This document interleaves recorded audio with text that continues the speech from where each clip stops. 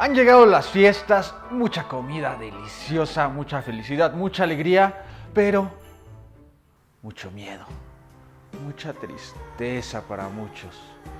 Miedo a perder lo que has logrado en todo el año.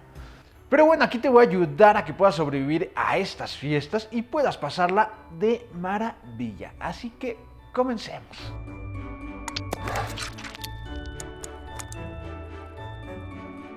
Hola, ¿qué tal? Yo soy Adrián y el día de hoy te voy a dar 3 sencillos tips que te van a ayudar a sobrevivir a estas fiestas, para que no te mortifiques por perder todo lo que has logrado con tanto esfuerzo en este año.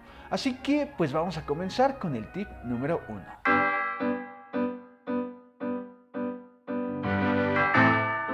Comienza primero consumiendo las proteínas, lo que es el pollo, la carne, el pescado, las nueces, las leguminosas y acompáñalo con un poquito de verduras. Por lo general solemos consumir primero lo que es las botanas, lo frito, algunos postres y esto no nos trae absolutamente ningún beneficio.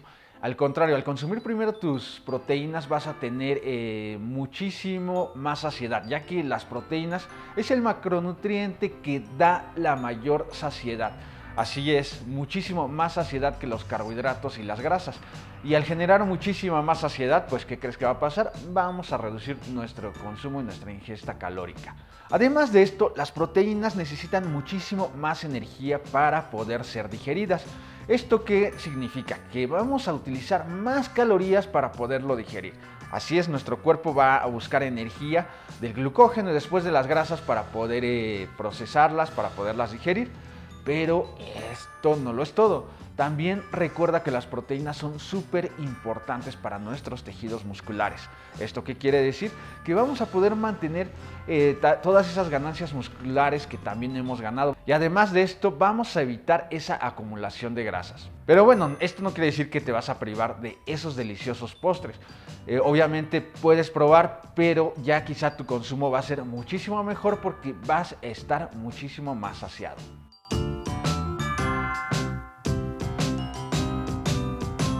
Es hora de que saques esas habilidades culinarias que tienes escondidas. Así es, ofrécete a cocinar o ayúdale a tu abuela, a tu mamá a cocinar. ¿Esto en qué nos va a beneficiar? Que vas a poder tener un mayor control de los ingredientes que se están utilizando. Así es, puedes agregar quizá un poco más de proteína, un poquito menos de azúcar, un poquito menos de grasa. Pero bueno, no se trata realmente de cambiar la receta por completa, sino ligeros cambios sutiles, controlados, para que puedas tú tener un mayor control de lo que está llegando a tu plato. Así que a calentar el horno y trata de no quemar la cena de fin de año.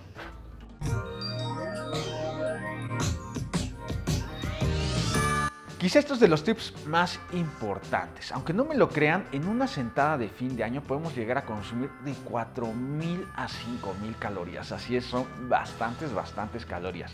Pero bueno, si piensas darte un buen banquete y probar todas esas cosas deliciosas, es hora de que empieces a prepararte anticipadamente. Así que vamos a tratar de mantener un déficit calórico unos 3 o 5 días anticipadamente a nuestro evento. Vámonos, por ejemplo, a lo más light. Vamos a consumir 4.000 calorías en nuestro evento.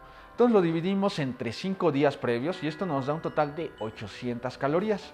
¿Y qué vamos a hacer? Vamos a restar a nuestras calorías diarias 800 calorías. Es decir, si tú estás llevando o tus cálculos te llevan a una alimentación de 2.500 calorías, vamos a restarle 800 calorías a esas 2.500. Nos vamos a quedar con 1.700 calorías diarias durante estos 5 días. Pero lo vamos a acompañar de ejercicio para mantener nuestro metabolismo totalmente activo, para que se mantengan esas quemas de calorías.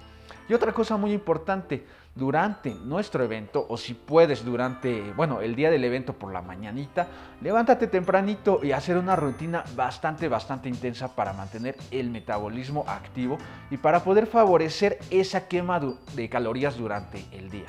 También es importante llevarlo posterior a nuestra fiesta, es decir, 3 o 5 días posteriores a la fiesta, mantener ese déficit calórico y mantenernos activos durante ese tiempo.